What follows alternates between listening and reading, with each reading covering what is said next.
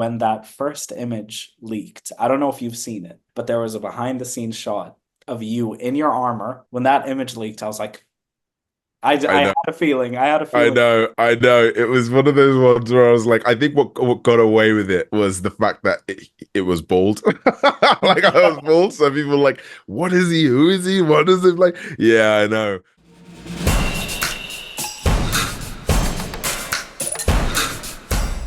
Hello, beautiful people. How's it going? I am back with another video, and we have got a very, very special guest today, Mr. Abubakar Salim, the legend himself, the founder of Surgeon Studios, actor in Raised by Wolves and Napoleon, and now House of the Dragon. Thank you so much for joining us today. Thank you for having me, man. Thank you. I really hope you're reeling from all of the House of the Dragon excitement. It's incredible, and honestly, these next two episodes, like people have no idea what they're getting. It's gonna go. It's yeah, it's gonna get even more wild. I'm really excited to see, the progression of Alyn of Hull. But I did want to ask about just the process of getting cast in House of the Dragon. Absolutely. Like it was one of those ones where again I got I got like a tape through my agent. It was like code named. I can't even remember the code name now, but it was code name something else. And the names were scrubbed, no character description. It was just the script. They were able to kind of give me an idea of like, look, just play it kind of grounded, do it this way, that kind of vibe. They directed me, right? And like a few weeks later, I got a call back and I met up with Ryan, the showrunner and the producers as well. Did a tape there, and which was really good fun. And then for a while, I didn't hear anything. And I think it was like in the new year. I've actually saved the message on my phone when Ryan was like, "Hey, give me a call. Can you give me a call?" Because the thing is I didn't even have his number saved. So when I got this call from a number that I didn't know, I was like, I'm not answering this. Like this is like, no, why should I answer this? Then there was a voice message and it was Ryan, and I was like, this must be a prank. But I ended up calling him back anyway and called them back. And yeah, Ryan was like, hey man, we'd love you to be part of the cast of House of the Dragon, and that was insane. That was like I can still remember the feeling of like there was like pure elation for like maybe 30 seconds, and then for the rest of time and to today, it's like, oh my God, this is terrifying. It's like, how am I gonna do this? People have such a positive response to both Alyn and Adam. Yeah. But I think it's because you guys elevate those roles so much. I mean, Mm, I'm so excited to thank you. speak about it because your character of Alyn contrasts so greatly to Adam Mm, in terms of their kind of ambitions and how they mm. approach their relationship with Lord Corlys. Why do you think that they want different things? It seems that Alyn is much more reserved and wants Yeah. to hold on to the secret. Why do you think that is? I think it's because it's and this is why I think it's really I think it was a really interesting move for the writers to age them up. I like when I look at like, because I've read the book and I know Alan was supposed to be like 15, he's a young kid, when he gets all this stuff and he's supposed to be, he's brash and kind of very much kind of like a buccaneer. It's really because again, the history of having been ignored by your father, that kind of jadedness, that's reality check is what lives within Alan. And when he looks at Adam, who is kind of hopeful and wanting to, thinks that this is the opportunity. Like Alan's head was there before, but he has had the harsh realities of life um hit him. So I think that's why for me, it was important to play the character and to really reflect on the feeling of having lost a father, the feeling of actually having, not that love and what that does to a man.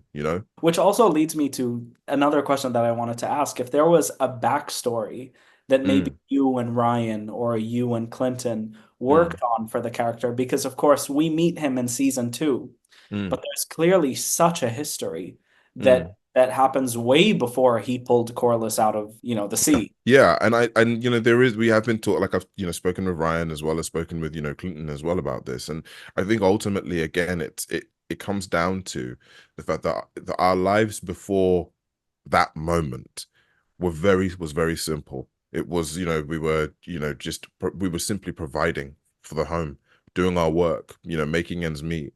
And I always find it fascinating, and I always say it like, when you read a book or or are on a TV show and you're looking now at this at the character's life now, it's you got to ask yourself, why are we looking at it now? Like, what is about to change that we have to, as an audience member, of all the history that we've seen beforehand and all the stuff that might happen to them in the future, why now? And I think it is because, again, Alyn and Adam's lives are about to change. And so beforehand, it was very simple. It was this idea of like just making ends meet. Probably had seen Corlys, around and walking around, but keeping my head down, keeping my head low, just ignoring it because he was ignoring me. Like that's the relationship we've always had. And it was only until that moment of pulling him out the sea and saving his life, which is where our lives changed. Whether Alyn, did that because he wanted to, or he did that because it was his duty. I don't even think Alyn knows. My favorite aspect of your performance by far is that you as an actor, like, wow, you know how to play stressed and anxious so well. So the scene that you did with Eve Best in episode, Oh man. I do have to ask, what was it like kind of working alongside her to figure out how you're going to portray? You don't want to offend her, but she's now touching your face. Dude, it's like you don't the biggest thing for me was like, okay, I don't want to put Corlys in trouble because if I do, he'll kill me. But if I don't say the truth, if she asks me the question right now, she'll kill me. Like, and this it's not even like hyperbolic. It's like these people could literally be like, right, you're executed. And it's like, okay, cool, that's me. Eve is just an incredible actor. Like, she has this power that she emanates to be kind of on the other end of that. As an actor, you're like, oh no, man, I gotta focus on the scene. Like I've gotta like it really is like powerful, man. She's phenomenal. She's such a phenomenal person. The first scene we see her of the episode is her kind of reaching out to you. And I find it interesting that she, out of all people, believes that you should be raised up. I know. It's a show of her character, it's a show of yours, and I think it also tells us something about Lord Corlys, which I think is really fascinating. He's kind of in that gray area. Alyn has a really strained relationship with his birth father, and it directly contrasts your beautiful and loving relationship that you had with yours, as shown in your beautiful documentary, My Feet, Your Shoes. If you guys haven't seen it, please do. The link will be down below. It's beautiful. What methods did you use to kind of portray such a different dynamic? Because, you've experienced something so, so beautiful in your life. Mm. How could you possibly have found that kind of contrast in this role? Yeah, I think it's by tapping into the feeling of what could have been. My relationship with my father, I was, very blessed and lucky to have a really powerful, connected, and loving one.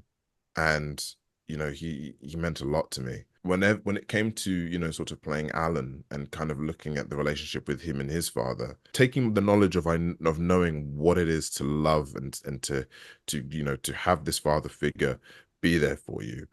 If Alyn had that knowledge of knowing that love, or knowing that love was possible but never getting it, there's this feeling of like he's done and he doesn't want it, doesn't want anything to do with him, but at the same time, deep inside, he wants everything from him.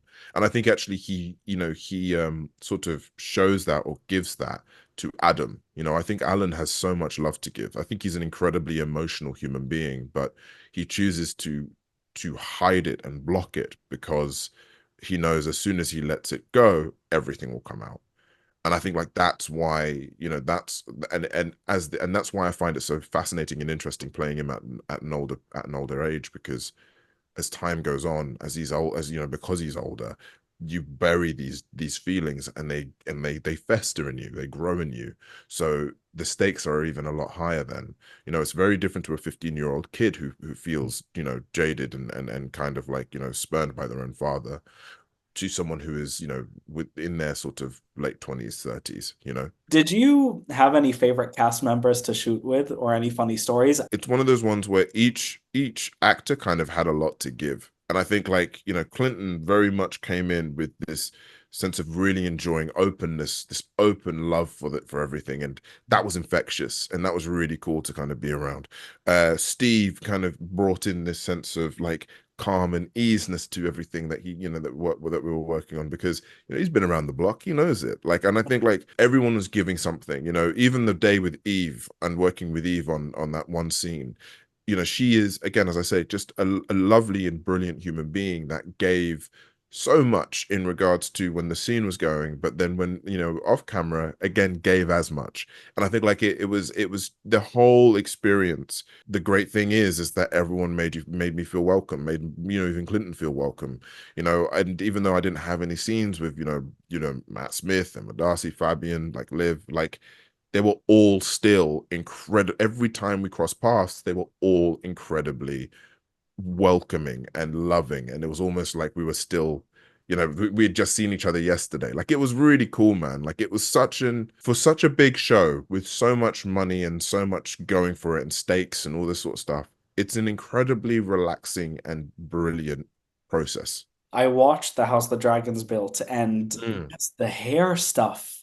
I Like, know, it's like so the much, right? fake hair on you and I everything. know. There's so much attention to detail. And like, I remember even reading in the script, like, okay, I'm shaving my head. And I remember thinking to myself, how are you gonna how are you gonna do that? Like, I had no idea. But the way in which they did it with, the glue and the sprinkling of the white hair on my head, like, it's genius. Genius. You did mention Raised by Wolves, and I have to ask because we're talking Hollywood legends here. Yeah. Ridley Scott, you Yeah. worked with Ridley Scott on both Raised by Wolves and Napoleon. Yeah. I don't think a lot of actors can say that they worked with Ridley Scott twice, let Oh no, man. alone show. And he's great. He's like a phenomenal human being. In fact, the whole family is great. And funnily enough, with My Shoes, Your Feet, that was produced by Luke Scott, who's is Ridley's son, and he was the guy who was like, you should try directing and writing. And so I was like, okay, yeah, sure. So like, yeah, I have so much love for the Scott family because they are incredibly artistic, brilliant, and just unapologetically themselves, which I really, really respect and rate. Working with him for the first time was like, it's one of those ones where you've just got to just do what he says, just do it, because once you do it, everything is easy. So like, because he works at such a pace, he knows what he wants and he gets it done, and he does it so well. And so he's all about just artistically doing it like the way he wants, and I really respect that. It's so easy to sort of lose your mind and try and think of pleasing everyone else when actually that isn't the what you want to do, man. You want to just focus on creating and building what you desire. What was it like kind of making that decision of, you know what, I'm gonna put my hands up, I'm gonna do this, I'm gonna create my own gaming studio, Yeah. and then launching your very first game? Yeah, it was, again, I've always wanted to tell my own stories and tell a story that kind of resonated and connected with me. And I've always been a fan of, like, the worlds of Star Wars, of kind of like Lord of the Rings, that kind of vibe. I think the first story that I've always wanted to tell, or the first thing that I wanted to kind of put my name to, was something that would resonate and connect with as many human beings as possible, but also felt authentic and real to me. And it had to be a game that explored grief and the journey of grief, because after losing my father 10 years ago, it's really just stuck with me. And no matter how many books I read or any sort of people that I spoke to, like, it felt like there was a step forward, but it wasn't cracking for me. um so I had to find a way of expressing this, of kind of sharing this. And so, and I'm a massive gamer. I've been playing games, like, since I was like stupid young. So like, it's been in my blood, man.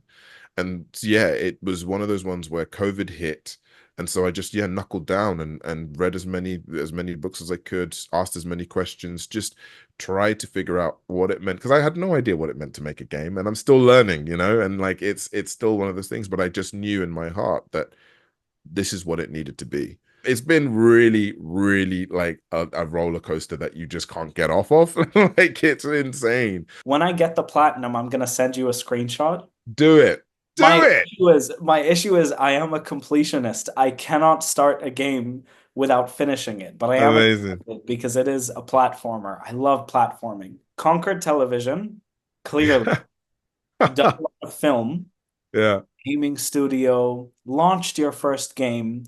What does Abu see himself conquering next? Oh man, you know what? My daughter. Trying to crack parenthood. Man, that is I think I don't think anyone has, but it is a journey. So yeah, parenthood, that's the big one. That's the big one for me. Really getting and cracking that down. We've got two more episodes left. Mm. Can you give the fans words of encouragement? Oh, I mean, seven is crazy. Evan, Evan's Oh, mad.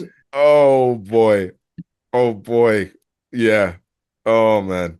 Yep. Seven's crazy. Everything is exploding. I just love the show. I love the political intrigue. I love Mm. everything about it. And then you've got these big dragons just going to war. The quotes that come out of this show are just phenomenal. Yeah. And I am so grateful that you are a part of it. There were a couple of scenes in that season two trailer that didn't make the cut so far in the season. If I don't see you in your armor, I'm going to be giving Ryan a call myself. I'm going to be Yeah. having meetings with the people higher up at HBO. I don't know how All it's right. going to happen, but it's going to happen. We'll make it happen.